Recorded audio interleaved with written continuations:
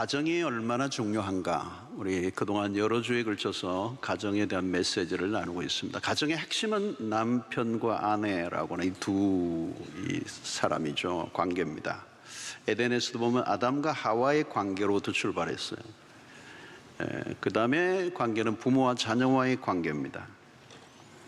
지난주는 자녀들이 부모에 대해서 공경하는 부분에 대해 살펴보았고요. 오늘은 부모와 자녀와의 관계 속에 부모들이 자녀들을 어떻게 양육할 것인가의 문제입니다. 자, 부모에게 주어진 중요한 책임은 자녀 양육입니다. 양육. 이게 가장 큰 미션이죠, 미션. 사절을 보면 아비더라, 아비더라. 이 아비라는 말은 어머니와 아버지를 다 총칭하는 겁니다. 그러나 이 부모 중에도, 아버지와 어머니 중에도 아버지에게 더 염두에 둔, 가정에서 아버지의 역할, 리더십이 더 중요하다는 의미가 들어있습니다. 아비더라 할 때 아버지가 더 중요한 위치에 있습니다. 자, 근데 이 부모가, 어찌됐든 부모가 자녀들에게 양육을 하는데 이 부모가 좋은 영향을 줄 수도 있지만 자칫하면 좋지 않은 영향을 줄 수도 있습니다. 사랑도 주지만 상처도 끼칠 수 있는 게 부모와 자녀의 관계입니다. 그래서 바로 오늘 먼저 이 부정적인 것부터 언급을 해요. 아비들아, 너희 자녀를 노엽게 하지 말고 그랬습니다. 자녀들을 화나게 하지 말라. 자녀들을 열받게 하지 마라, 이 말이에요. 부모들이 자녀들을 적절한 통제를 해야 되죠. 통제를 해야 되죠. 그런데 지나치게 통제하는 것, 방임하는 것도 문제지만 지나치게 통제하는 것도 문제가 되죠. 자녀를 노엽게 하는 일은 생각보다 많습니다. 일방적인 강요, 부모이기 때문에 일방적으로 강요하고 일방적으로 명령하고 통제하려고 하는 거, 이게 다 분노하게 하는 거죠. 권위주의적인 부모 아래에 억압적으로 자라난 자녀들이 생각도 많습니다. 힘이 모자라서 어쩔 수 없지만 안에는 울분이 이제 커가죠. 때로는 신앙을 심어주려고 하는 열심도 좋지만 억압과 강요는 신앙으로부터 더 멀어지게 할 수도 있습니다. 혹시 오늘 부모님에게 억지로 지금 별로 안 좋지만 할 소리 따라온 자녀들이 있는지 모르겠어요. 조심스럽게 접근을 해야 되죠. 아이들의 입장을 고려하면서 이렇게 스텝을 가져야 될 필요가 있습니다. 특히 이제 청소년기에는 반발심이 굉장히 강하죠. 너무 강하게 나가면 부모가 아이들도 강하게 나오게 되고 그러면 결국은 이제 전쟁이 벌어지는 겁니다. 이스라엘과 지금 이 가자 지구에 있는 팔레스타인의 전쟁만 아니고 가정에서도 매일 전쟁이 벌어집니다. 아이의 인격을 무시하고 일방적으로 조종하려고 하면 안 된다는 거죠. 또 어떻게 언제 노여워합니까? 아이들의 잘못에 비해서 너무 지나친 처벌도 분노하게 합니다. 또 아이들에게 훈계를 하지만 설득이 안 된 상태에서의 징계도 마찬가지입니다. 아이는 왜 혼이 나는지 모르고 있는 거예요. 충분히 납득할 만한 설명을 해주지 않는 일방적인 훈육이 노여워하게 하는 거죠. 또 부모의 감정에 따라 아이들을 다루면 안 됩니다. 특히 부부싸움 후에 분풀이를 아이들에게 하는 것, 노엽게 하는 일이죠. 또 분명히 부모가 잘못했음에도 불구하고 용서를 구하지 않을 때 자녀들이 분노합니다. 또 인격적인 모멸감을 줄 때 노여워합니다. 부모가 가진 힘으로 일방적으로 몰아가기보다 이해시키고 설득하는 과정이 필요한데 그게 없으면 결국은 아이들이 힘들어지는 거죠. 어느 주일날 아침에 느닷없이 난 교회 오늘 안 갈 거야. 무슨 말이죠, 여러분? 내가 교회를 안 나가겠다는 말이기보다는 이제 내가 내 행동에 대해서 내가 결정할 거야. 이런 의사 표현인 거죠. 그때 잘 이제 해야 되는 것입니다. 시키는 대로 해. 말이 많아. 그러면 이제 아이들이 이제 노여워한. 그래서 청소년기가 되면 무조건 끌고 가기보다 바른 결정을 그 아이가 스스로 하도록 부모가 옆에서 도와주는 역할을 이제 해 가야 되는, 부모의 역할이 계속 바뀌게 되는 거죠. 자, 중요한 것은 뭡니까? 오늘 여기 자녀를 하게 하지 말라는 이 말의 핵심은 뭐냐면 자녀를 리스펙트, 존중히 여기라는 것입니다. 아무리 어려도 함부로 대하지 말라는 거예요. 애들을 뭐 이렇게 애라고 보면 안 돼요. 완전한 하나의 인격으로 봐야 되는 거예요. 아이는 반쪽 인간이 아닙니다. 완전한 인격을 가지고 있는 존재입니다. 그래서 부모의 말 한마디가 아이의 일생에 영향을 줄 수 있습니다. 특히 아버지의 행동과 말은 어머니보다 더 강력한 영향을 줍니다. 신기한 것은 권위는 아버지로부터 흘러가요. 엄마가 혼을 내는 것과 아빠가 혼을 내는 것은 다릅니다. 아이들이 엄마의 말에는 별로 상처를 안 받아요. 그런데 아빠의 한마디는 굉장히 미사일급이 되는 거죠. 그래서 우리는 아무리 어려도 인격적인 존재로 되어야 합니다. 아이들의 마음은 너무도 부드럽고 약합니다. 굉장히 센시티브합니다. 상처를 받기가 쉽습니다. 그래서 말 한마디 한마디를 조심스럽게 해야 됩니다.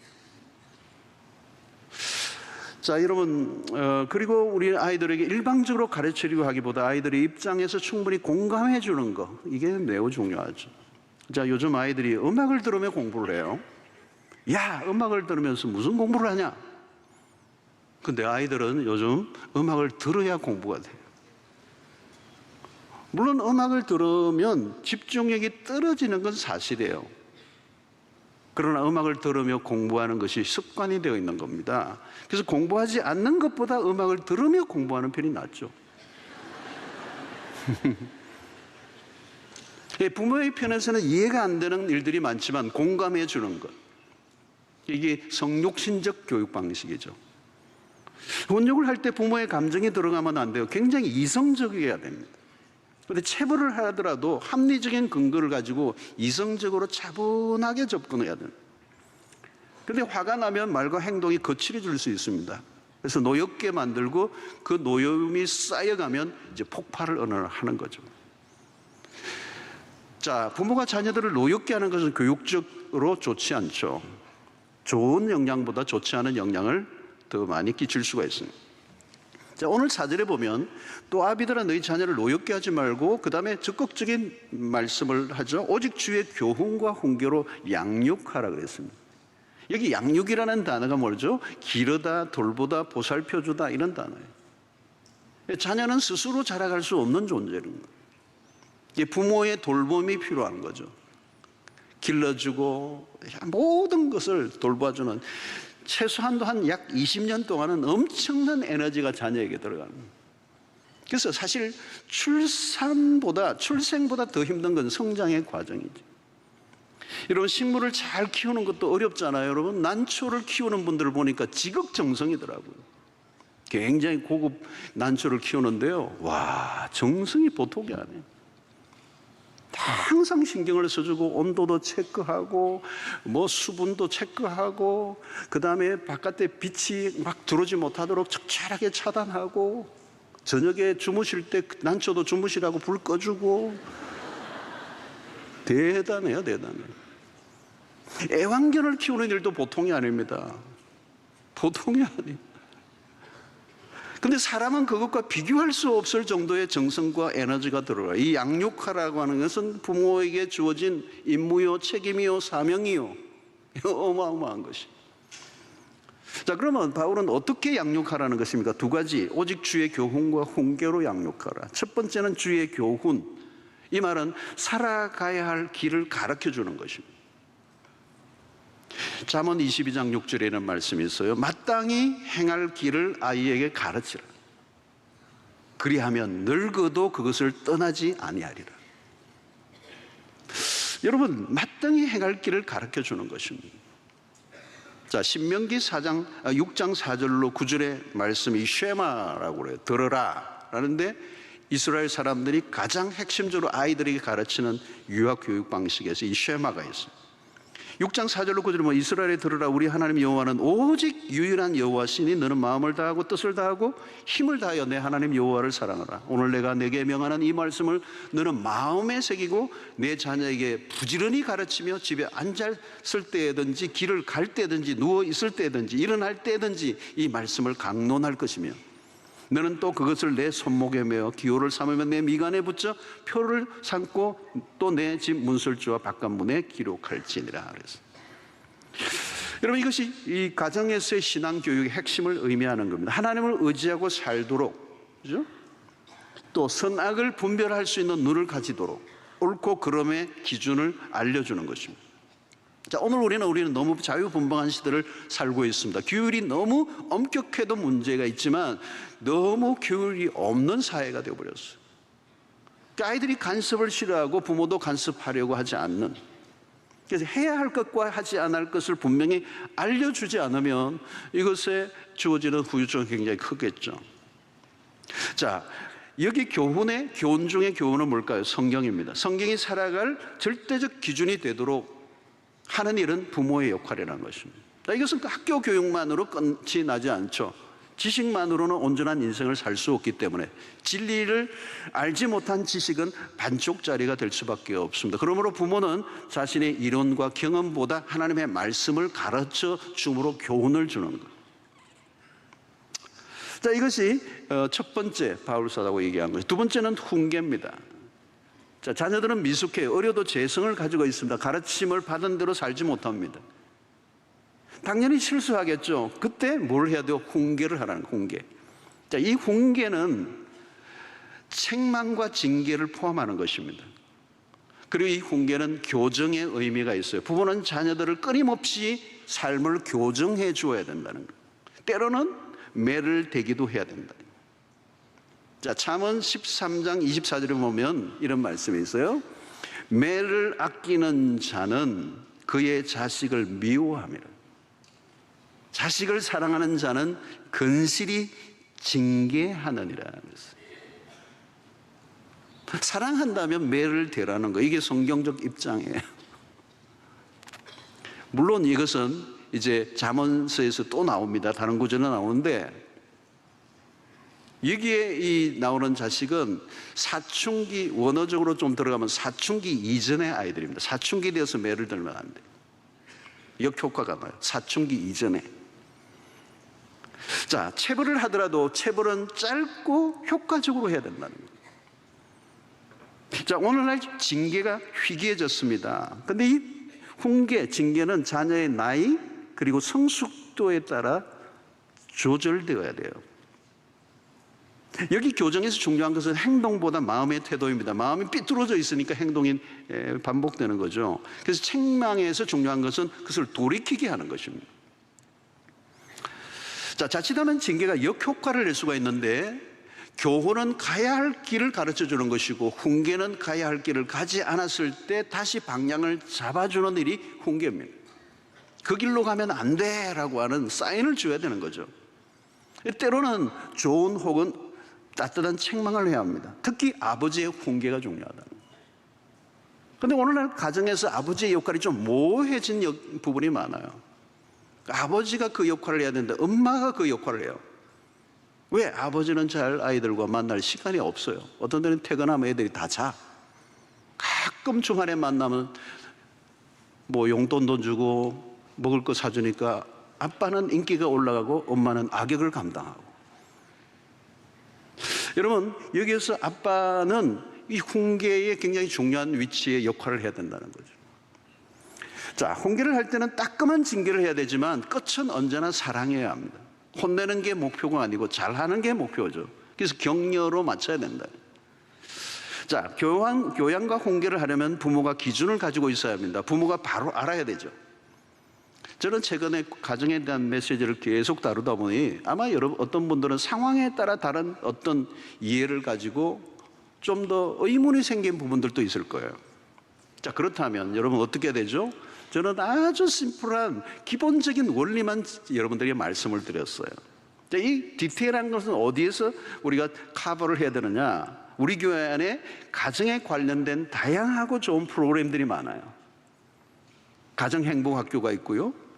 젊은 부부학교가 있고요. 결혼 예비학교가 있고요. 또 자녀들을 위한 말씀기도라고 하는 MIP가 있고요. 너무 많아요. 부모가 이런 프로그램에 들어가셔서 알고 가르치고 교훈하고 훈계하는 것이 굉장히 필요한 것이죠. 자, 그러면 훈계와 교양의 최종적인 목표는 뭐냐? 하나님의 백성이 되도록 이끄는 것입니다. 세상 부모와 다른 점이죠. 부모는 영적 리더십을 발휘해야 합니다. 세상 속에서 모범적인 시민으로 자라가게 할 뿐만 아니라 하나님의 자녀로 하나님의 나라에 기여하는 백성으로 자라가게 할 사명이 그리스도인 부부들에게 있는 것입니다. 자, 영적인 부모 역할을 놓칠 수 없는 인문데 여기서 가장 중요한 것은 뭘까요? 신앙의 계승입니다. 자, 그동안 한국교회는 교회 안에서의 제자 훈련을 열심히 한 편이에요. 그러나 가정 안에서의 자녀들에 대한 제자 훈련이 너무 턱없이 부족했습니다. 사도행전 1장 8절에 온 예루살렘과 온 유대와 사마리아와 땅끝까지 이르러 내 증인이 되리라고 하는 이 수평적 복음 선거는 열심이었는데 수직적으로 자기 다음 세대에게 복음을 흘러가게 하는 일에는 매우 소극적이었다. 멀리 가서 복음을 전하는 것은 열심이었는데 가까이 있는 자녀들에게 복음을 전하는 이 일이 매우 취약했다는 말이에요. 그러니까 한국교회는 세계 복음화는 모든 교회가 다 외쳐요. 그런데 가정 복음화를 놓친 거예요. 다음 세대를 잃어버렸어요. 여러분, 지금 한국의 청소년 복음화율이 3%예요. 3%.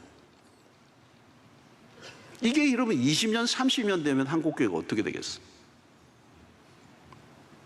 해외 선교 불가능해요. 우리가 없는데 어떻게 해외 선교를 하겠어요? 부모들이 교회에서 봉사하는 일을 열심히 했지만 자녀들과 함께하는 신앙적 경험과 공간은 부재했다는 거예요. 교회 봉사해야죠. 그러나 그것만으로 끝나서 되지는 않는다니. 가까이 있는 자녀들에게 교회 봉사 이상으로 신앙을 가르치고 보여주는 일을 힘써야 한다는 거예요. 자녀들 앞에서 부끄럽지 않은 신앙인이 되는 겁니다. 가장 심각한 것은 한국교회에 심각한 것은 신앙교육보다 학교 입시 이 교육이 더 우선된 거예요. 그러니까 학교 교육에 밀려 신앙교육은 뒷전으로 밀려나고 맙니다. 고3이 되면 일단은 후퇴. 일단 대학 가고 보자는 거죠. 근데 대학 가고 난 다음에는 nobody know. 그 미래는 아무도 알 수 없어요. 부모의 입에서 하나님보다 공부를 더 강조한 것이죠. 하나님보다 돈과 성공이 더 중요하다고 직접적으로 말은 하지 않았지만 행동으로 보인 거예요. 왜 그렇게 된 것입니까? 결국은 자녀가 우상이 된 것이죠. 자녀에게 하나님 절대 신앙을 심는 일에 실패한 것입니다. 부모들은 자녀들에게 무엇을 물려줄 것인가를 고민합니다. 무엇을 물려주죠? 물려줄 것이 많죠. 그러나 가장 위대한 유산은 영적인 유산입니다. 내가 믿어온 하나님을 우리 자녀들도 믿게 하는 것보다 더 나은 일이 있겠습니까? 믿음의 대를 잇는 것보다 더 좋은 게 있겠습니까? 부모님을 통하여 자녀들이 예수를 알게 되고 예배의 귀중함을 배우고 기도의 중요성을 깨닫는다면 그건 최상입니다. 여러분, 우리의 자녀들이 앞으로 살아가는 날들 동안에 시련과 위기가 오지 않는다고 아무도 보장 못합니다. 오늘날 시대는 우리는 예측 불허의 시대를 살고 있습니다. 정말 지구촌 전체가 하루도 무슨 날이 일어날지 우리는 예측할 수 없는, 그래서 우리는 오늘 이 시대를 초예측 불허의 시대라고 얘기합니다. 우리 인생을 살아가는데 숱한 날들 동안에 고난과 시련이 닥쳐올 때 우리의 자녀들이 그 위기 속에서 어떻게 그 위기를 극복했는가를 누구를 통하여 배우는 것입니까? 부모를 통해서. 내 부모님들은 그 시련과 고난이 왔을 때 하나님 앞에 눈물로 엎드리고 그 고난의 파도를 통과하는 그 모습을 보았던 자녀들은 자신의 삶의 인생의 고난이 찾아올 때 하나님 앞으로 나아갈 거라고요. 그게 신앙의 유산입니다. 시편 37편 25절 26절에 내가 어려서부터 늙기까지 의인이 버림을 당하거나 그의 자손이 걸식함을 보지 못하였도다. 그는 종일토록 은혜를 베풀고 꾸어주니 그의 자손이 복을 받는도다. 그러니까 내가 받았던 복보다 우리의 자손들이 더 복을 받기를 원하는 마음. 그건 모든 부모가 가지고 있는 마음이잖아요. 여러분, 자녀에게 무엇을 물려줄 거예요? 유산의 문제로 고민하는 분들이면 염려하지 마세요. 지금이라도 늦지 않습니다. 자녀들은 부모님이 보여준 대로 사는 겁니다. 부모가 무엇을 중요하게 여겼는지, 왜 그렇게 살았는지, 그것이 사는 것, 그렇게 사는 것이 왜 가장 최고의 삶인가를 자녀들에게 보여주는 것입니다. 물론 내가 최선을 다했다 해도 자녀들이 우리의 마음대로 행동하지 않을 수 있습니다. 때로는 정반대의 모습으로 갈 수도 있습니다.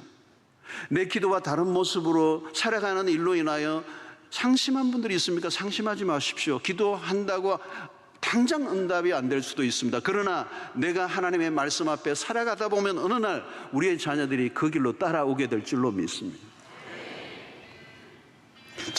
시편 71편 18절 보세요. 하나님이여, 내가 늙어 백발이 될 때에도 나를 버리지 마시며 내가 주의 힘을 후대에 전하고 주의 능력을 장래의 모든 사람에게 전하기까지 나를 버리지 말아 주십시오.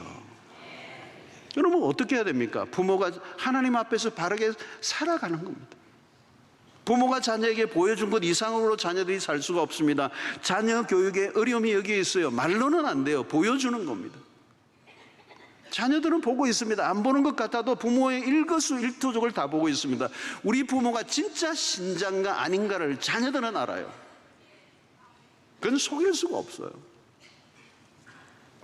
우리 부모님이 진짜 그냥 썬데이 크리스찬인지 진짜 하나님을 절대 가치로 믿고 사는지 자녀들은 알아요. 아이들은 부모를 카피하는 겁니다. 원본은 부모이고 자녀들은 부모의 복사판입니다. 신기할 정도로 닮아갑니다. 얘가 왜 이래? 뭐 얘가 왜 이래요? 내가 우리 애인데.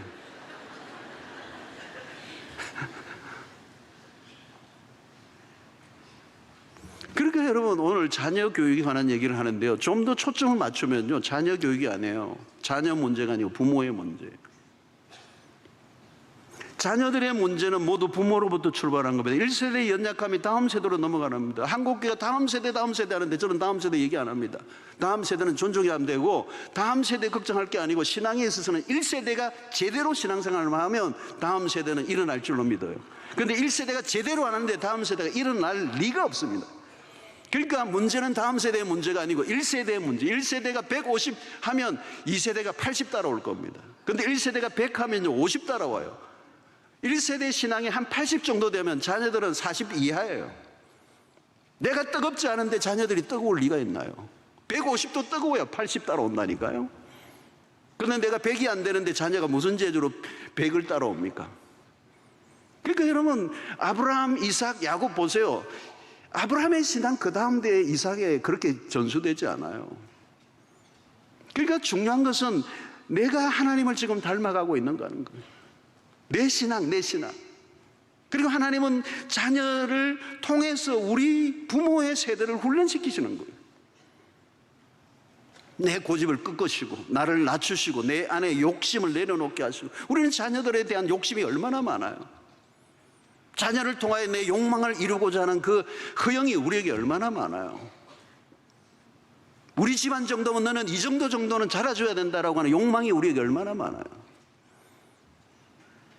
부모의 그 신분과 그 위신을 채워주고자 하는 그 너가 이 가문의 영광이다라고 하는 그 부담감이 얼마나 많아요.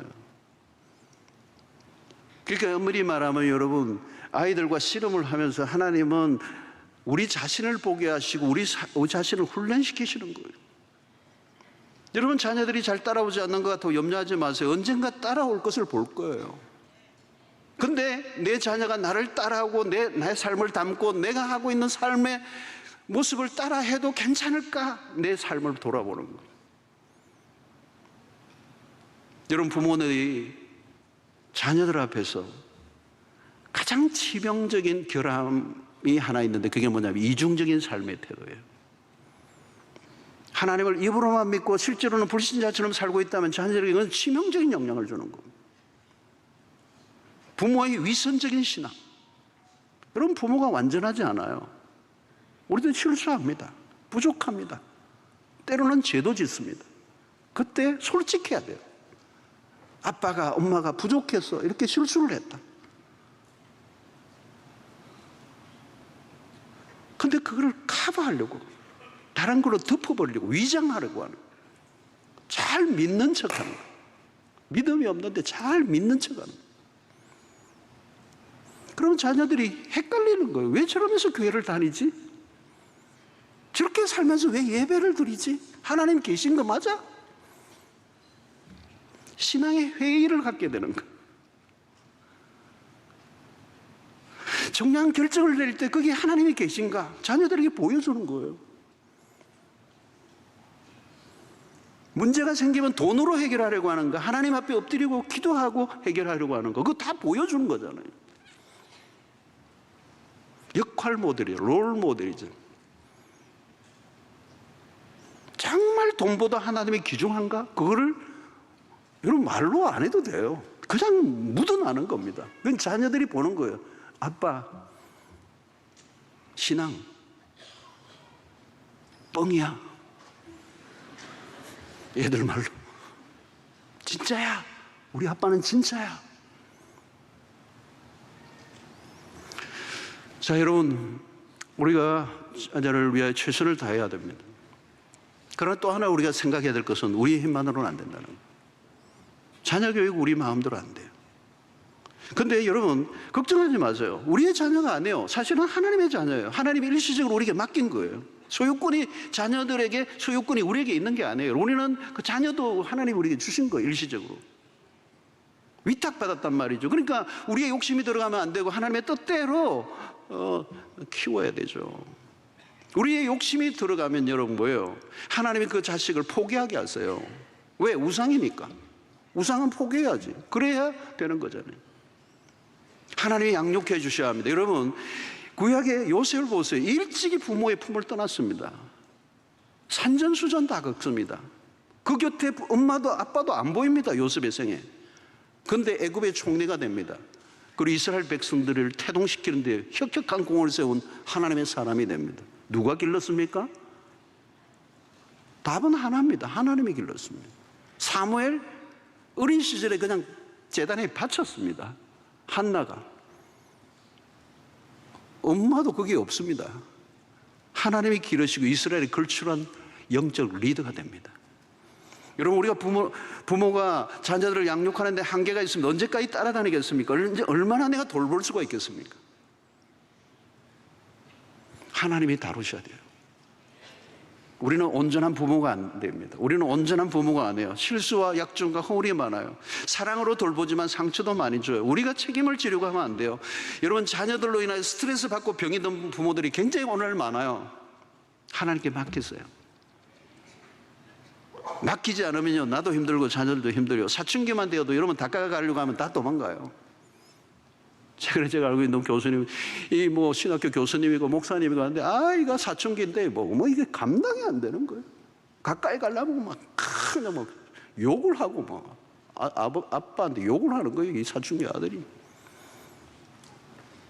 어느 날 이제 만번하니까 방문을 꽉 닫고 가는데 방문 고리가 떨어져 버렸어. 그게 열려 있어요. 고리가 떨어진 고장이라는 문이 열려 있을 거 아니에요.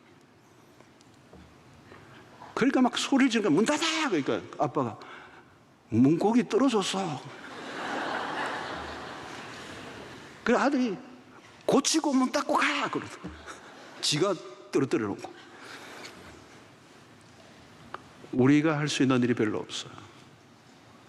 여러분, 하나님께 위탁하는 것은 기도입니다. 자녀를 위한 부모의 기도가 중요합니다. 하나님의 통치를 의지하고 맡겨야 돼요. 기도하는 부모가 있는 한 자녀는 망하지 않는다. 이게 성 어거스틴 어머니 모니카의 얘기예요. 성 어거스틴은요, 굉장히 일찍 가출해가지고 그냥 아이를 가지게 하고 별짓을 다 했어요, 여러분. 이 기독교에 걸출한 이 성 어거스틴. 근데 그 어머니 모니카의 기도가 끊임없이 멈추지 않을 때 그 아들을 한순간 뒤집어 놓았어요. 사랑하는 성도 여러분, 자녀를 하나님께 내어 맡길 때 자녀 역시 알아요. 하나님을 신뢰하는 부모의 모습을 통하여 자녀는 평안을 얻어요. 부모가 자녀를 하나님께 온전히 맡기지 못하면 초조해집니다. 마음에 평안이 없습니다. 자녀들 닥달합니다. 상처를 주고받습니다. 좋지 않은 영향력이 끊임없이 흘러갑니다. 여러분, 부모의 불안이 자녀에게로 옮겨지는 거예요. 하나님을 신뢰하세요. 신뢰는 말로가 아닙니다. 진짜 신뢰하고 자녀를 바라볼 때 난 너에게 모든 것 하나님께 너에게 맡겼다. 너를 하나님께 맡겼다. 그리고 하나님의 축복의 메시지를 전하세요. 하나님이 너를 축복하실 거야. 하나님이 너를 사랑하신다. 하나님은 너에 대한 계획을 갖고 있다. 너는 특별해. 난 너를 기대해. 난 너를 믿어. 여러분, 축복의 언어를 보냈어요. 안 듣고 있는 것 같은데 다 듣고 있어요. 부모의 말은 예언적이에요. 부모의 말은 믿음의 선포예요. 그 말대로 이루어질 줄로 믿습니다. 부모의 자녀를 향한 축복은 너무도 귀중해요. 계속 축복하세요. 행동을 보면 저주가 나올 것 같은데 절대 독설을 내뱉지 마세요. 축복하고 또 축복하세요. 그 축복이 그 아이의 가슴에 새겨지고 있어요. 그리고 하나님을 위해 올려드린 눈물의 기도는 결코 헛되지 않습니다. 자녀 양육 힘들어요. 인생에 그것보다 힘든 게 없을지도 몰라요. 그러나 포기하지 마세요. 하나님이 포기하지 않으셨는데 내가 포기해서는 안 돼요. 자녀를 통해 받으실 영광이 얼마나 큰가를 기대하시고 믿음 안에서 말씀 가운데 아름답게 양육하심으로 여러분들의 자녀가 하나님의 나라의 아름다운 인물로 양육되고 세워지고 축복의 근원으로 믿음의 계성을 통하여 믿음의 명문가를 이루는 역사가 여러분들 모두에 있게 되기를 주의 이름으로 축원합니다. 하나님, 오늘 또 우리에게 주신 말씀으로 인하여 감사를 드립니다. 믿음의 계성을 이루는 우리 명문가들을 이룰 수 있도록 우리의 모든 성도들의 가정을 축복하여 주시옵시고, 부모의 세대보다 자녀의 세대가 더 영광스러워져가는 역사가 일어나게 하여 주시옵소서.